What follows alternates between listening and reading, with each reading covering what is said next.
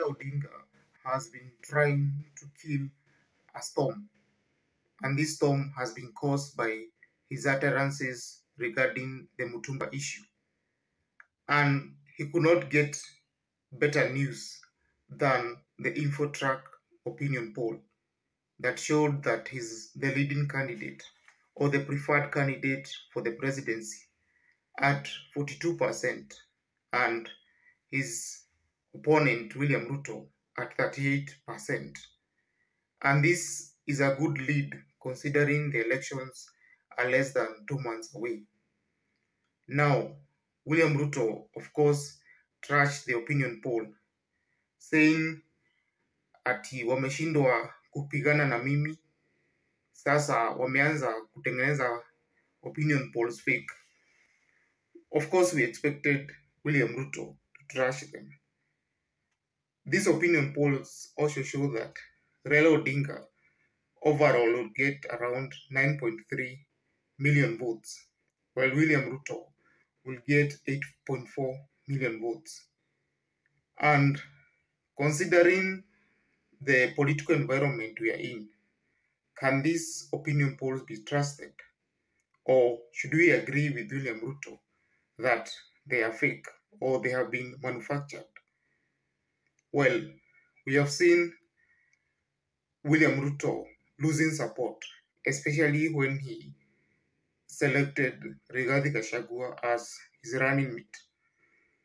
There were internal divisions in the party or discordance, so he did not get any additional votes by selecting Rigathi Gachagua. On the part of Raila Odinga, he seemed to have gained some significant support, especially in Mount Kenya region. He seemed to be consolidating the undecided votes of voters to come to his side. For we all expected Ruto to get 98% of Mount Kenya. But you can see from the InfoTrack report, Ruto is at 52%. Well, William Ruto also dismissed the report by NIS that he's training Raila Odinga by a whole 40%, or Raila Odinga would win the election at 60%. Ruto said that he received the same report, and the report is showing that he's actually leading at 8%. So one wonders, can we trust these opinion polls? We all remember the opinion polls in the US, where in the 2016 election, they were showing Hillary Clinton leading in all the polls, and Trump was losing. We saw after the election what happened. Trump became president. So can we trust the opinion poll?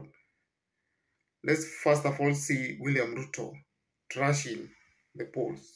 Wakenya wa kutoka sehemu zote nikiwa hapa Mandera, ya kwamba hawa watu ambao wameteka nyara nchi yetu wanataka kulazimisha viongozi wa Kenya vile wamelazimisha viongozi hapa wa Mandera, ati kuamua mambo ambayo haitamfaidi mwananchi, ati mambo itafaidi viongozi na familia chache.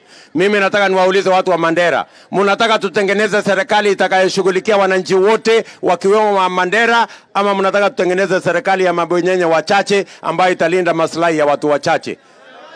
Mnataka ya wananchi ama ya watu wachache? Si tunatengeneza serikali ya wananchi? Na mimi nataka niwaambie, hawa watu tutawashinda mapema. Walituambia ya kwamba William Ruto hatakuwa kwa debe. Wakatuambia ya kwamba hatutapika kwa hii uchaguzi. Si IEBC wameweka jina letu kwa mambo ya debe ya tarehe 9 mwezi wa 8? Wakatuambia ya kwamba wako na deep state, wakatuambia wako na system, wakatuambia sijui wako na nini. Leo wamekosa namna yeyote, hawana agenda. Walijaribu kutengeneza manifesto, wakatengeneza manifesto ya mabwenyenye ya kuumiza wananchi wa kawaida. Sasa kwa sababu wamekwama, system imekwama, deep state imekwama, manifesto yao imekwama, wameenda kumanufacture at opinion poll ati ya kusema ya kwamba sijui wataendelea namna gani. Wameenda wakasema sijui NSIS, wameenda wakasema opinion poll. Mimi nataka niwaambie watu wa Mandera na watu wa Kenya, hawa watu tumewashinda na njia zote. Tumewashinda na mpango, tumewashinda na sera, hawana chochote. Tutawashinda asubuhi na mapema tarehe 9 mwezi wa 8. Mandera mko tayari? Mandera mko tayari?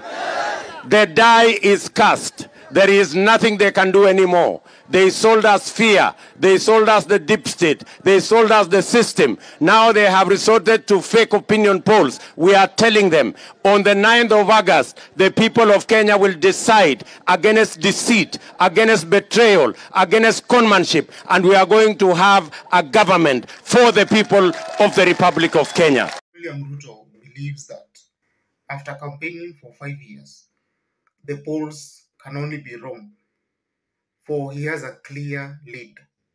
He has demonstrated his strength in the by-elections, in Kiambaa, in Juja, in wards like London wards in Nakuru, in Rurie, even in parliamentary seats in far places like Musambweni, where he won, and he won against Jubilee candidates, who now are supporting Raila Odinga.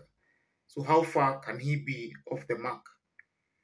We have seen Ruto relying on his campaign, especially the traditional areas where Uhuru was getting the majority of support, that is Rift Valley and Mount Kenya. And those two areas can guarantee William Ruto 8 million votes. So if he's able to consolidate those votes, then Raila Odinga has no chance against him. Well, Raila Odinga has not campaigned in Mount Kenya. He has expected Uhuru Kenyatta to campaign for him, and we have not seen Uhuru Kenyatta going on the ground to campaign. Martha Karua has toured Mount Kenya, but we are yet to see the impact of the tour. And so, for the time being, we need to believe William Ruto that he's still ahead. And if opinion polls are anything to go by, Raila Odinga has always been leading in opinion polls from the year 2007. And that would mean that many of these opinion polls are not factual.